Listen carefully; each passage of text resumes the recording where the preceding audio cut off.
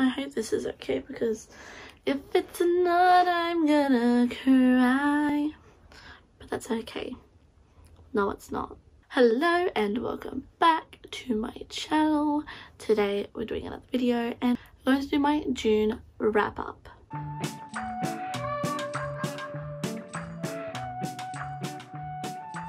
So today we've got back down to the basics. I'm back in my hoodie. I've got my hair up in a bun. We mean business. Serious things going down today. I didn't read as much in June as I would have liked to read. I've been feeling a little bit, not slumpy, but I've been reading a lot slower than normal and just not been a time. So the first book that I read in June is A Court of Mist and Fury.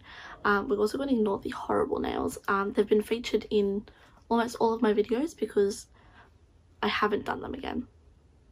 I might do that today, we'll see. But yes, I am doing a reread of the A Court of Thorns and Roses series. My friend is reading it for the first time, so we're reading it together. This time around I'm tabbing excessively. Can you tell I like this book? I really do. I had a lot of fun going through this and tabbing all the things like the foreshadowing that I didn't see before. Going through the rest of the series, I thought it was really fun. So I started off the month reading this, which was great. I rated this 5 stars the first time around I read it. Continues to be a 5-star for me, so that's good. That's fun time. We love A Court of Mist and Fury.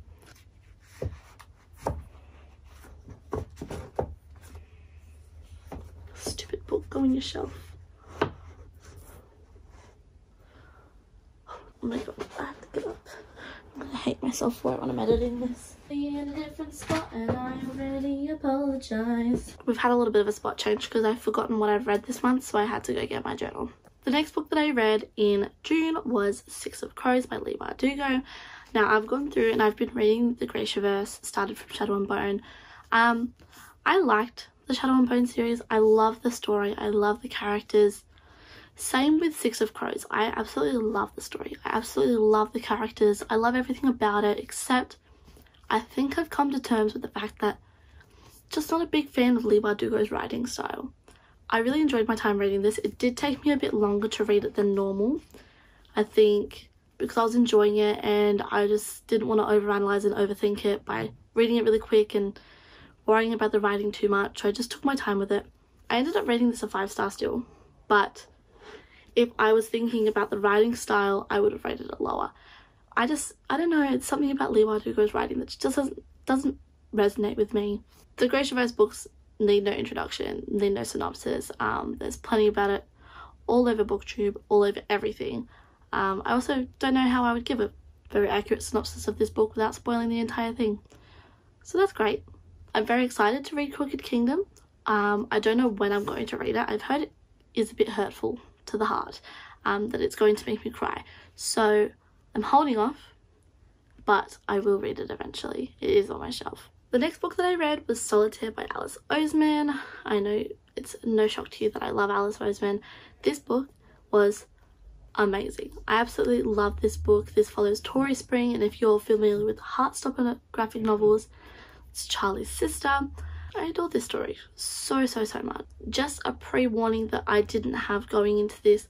I knew it was going to tie in with the Heartstopper graphic novels at some time or some way, just because I know that Tori and Charlie are sister and brother, but I didn't know necessarily how heavily the content warnings and trigger warnings for Heartstopper were going to carry over into this book, and it was quite heavy. So I do recommend, before going to this book, checking the trigger warnings. There's very strong themes of self-harm, of depression, of disordered eating, and things like that. So I really do recommend looking at the content warnings for this book. I did end up rating this a 4-star. The only issue that I find with Alice Oseman's novels is I find that the writing style is quite young, but then the topics they cover on the older end of YA. I don't know if that makes sense. I do enjoy reading her books, but I find when I'm reading them, I feel like they're definitely catered towards the younger audience, but then the messages in them aren't catered towards the younger side of the audience. Yeah, again, I don't know if that makes sense, but it makes sense in my mind. So yeah, 4-star for Solitaire. A new release that I picked up this month is Some Girls Do by Jennifer Dugan. Look, I bought this book because it had a pretty cover. I really like this cover. It's one of the only hardcover books that I own, purely for the fact that I think it's really pretty. The story, it's pretty average. I don't even remember who this is about. So this is a sapphic romance story, and we follow Ruby and, what's the other girl's name? Ruby and Morgan, two girls from two very different worlds, and obviously cross paths, build a connection, go through hardships. Look, it's very wasn't necessarily a bad story, wasn't a great story, not really memorable at all. I don't really remember what happened, like, at all. The conflict was very predictable. It just wasn't it for me. I can imagine a younger audience really adoring this book. The plotline just isn't strong enough for me. I just didn't feel like anything was earned in this book, and it just wasn't worth it. I wouldn't really recommend this book at all. It was a very generous 3-star, so that's the end of that story. It can't be a wrap-up month without a Colleen Hoover book. I read Ugly Love this month. I ended up rating it a 5-star. Absolutely adored this story. It's Colleen Hoover. She can do no wrong in my eyes. Absolutely amazing. In this story we follow Tate. Tate doesn't have time for relationships. She doesn't have time for love and the commitment. And she meets a boy named Miles. Miles Archer. We love him. We stand. We meet Miles, who doesn't do love. So Miles doesn't do love. Tate isn't looking for it. They can't deny the attraction they have towards each other, so they enter this friends with benefits, no strings attached relationship kind of thing, and it kind of goes from there. Obviously, Colleen Hoover's books are pretty much known to carry those heavier topics as well, so I do recommend looking up some content warnings for this one as well. I don't necessarily want to give the content warnings here just because they are a little bit spoilery towards the story, but if you are someone who is quite sensitive to certain topics, I would definitely recommend looking at the content warnings before you go into this one. Did I mention that Miles is a pilot? Yeah, I ended up rating this a 5-star. This is definitely contemporary romance. It does cover some heavy topics, and it goes into troubled past and overcoming hardships as a young adult, young teen. And yeah, I do highly recommend it, but definitely check content warnings before you go into this one. God, I really don't think any of this is making sense at this point. Like, I'm talking absolute gibberish, but that's fine. It's whatever. Another book I read is One Last Stop by Casey McQuiston. If you watch my weekly reading vlog, you know my opinions on this book. In this book, we follow August, who meets a girl named Jane, who is misplaced in time on the subway line. That rhymed, and that was really great. I'm really proud of myself for that. This is a sapphic love story. I particularly didn't like it that much. It was an enjoyable read. It was very long. The chapters were draggy as all hell. One of the chapters, I'm pretty sure, was like 40 pages, which is a bit ridiculous. I really did like the main character. Didn't really care for the love interest that much. Cover, stunning.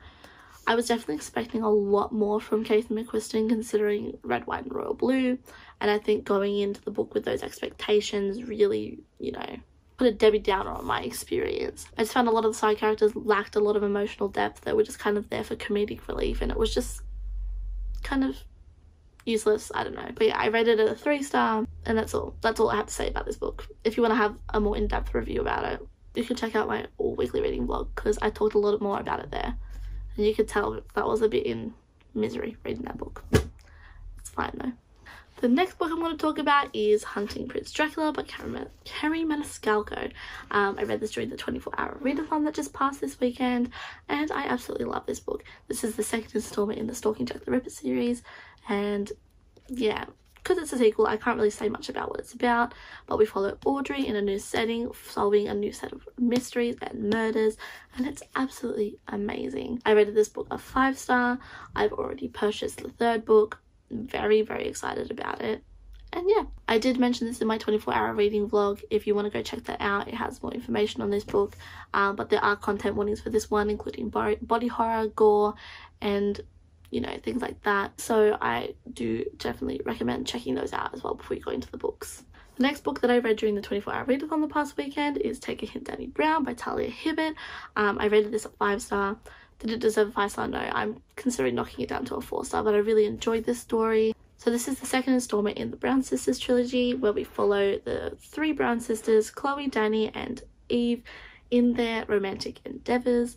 This one follows Danny Brown, who doesn't have time for relationships. She's strictly a one-time thing kind of gal.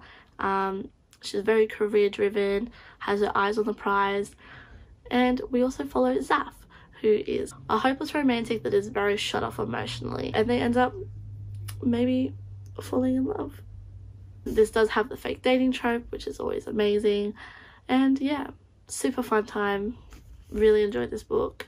Danny could be quite irritating at sometimes, but overall, fun read, enjoyable. The last book that I read this month was The Assassin's Blade by Sarah J Maas. It's at the top of my shelf. I'm so not bothered getting up. But yeah, it was The Assassin's Blade by Sarah J Maas. I rated it a 5-star. The Assassin's Blade is a compilation of 5 novellas. It's a prequel to the Throne of Glass series. I had already read the Throne of Glass book and Crown of Midnight, which are the first 2 books in the series. And now I have gone and read Assassin's Blade. It's a part of the publication order. I really loved it so much. The last novella was heartbreaking, absolutely heartbreaking. Obviously I knew it was coming because I'd read the future books, so there wasn't really that many surprises for me, but it was still really enjoyable to read and I had a great time. I love Selena, I love the world, I love the badass, like, powerful woman vibes we get, you know. 10 out of 10. Look, I'm gonna mention this book here. I think I've mentioned it in every single video that I've made, which there's only 3 of them, so it's not that much, but still not the point. A Dark and Hollow Style by Ashley Shuttleworth. I still have not picked this book up again. I'm at the page 310. 310, that's so far. Anyway, I just have no motivation to pick up this book. It's so info dumpy and world building, but it's a lovely story. I absolutely love the characters, but I can't pick it up. I thought I'd just say that in here. I read half of this month, so I mean that's kind of an accomplishment. I don't know when I'm going to pick this up. I don't want to say I'm DNFing it, but I think I'm softly DNFing it. But I guess I kind of am softly DNFing it. I'm also in the midst of reading A Daughter of Smoke and Bone by Laini Taylor. I am 163 days in, and as it's the last day of the month, I guess I'm not finishing it this month, but I thought I'd mention it anyway. So this is going to roll over into my July TBR, which will be going up soon. I'm just waiting for some books to come in the mail so I can include them as a physical TBR. But yes, I'm reading this, really liking it so far. Very easy to read, very easy to follow, very excited to see where it goes. And yeah, so overall this month I read a total of 8 books that I read from cover to cover, finished completely, not including the ones I started and didn't finish, which is still not bad. It's not a bad number of books. I just normally read more. I think it also comes into account that I only read 2 books during the 24-hour readathon when I normally read about 3 or 4. So yeah. Anyways, I hope you enjoyed this video. I know it was a bit chaotic and weird and all over the place, but yeah, that's just my whole aesthetic. It's just what we're going to kind of get used to. We're going to roll with it. Let me know down below how many books you read this month and what was your favourite read.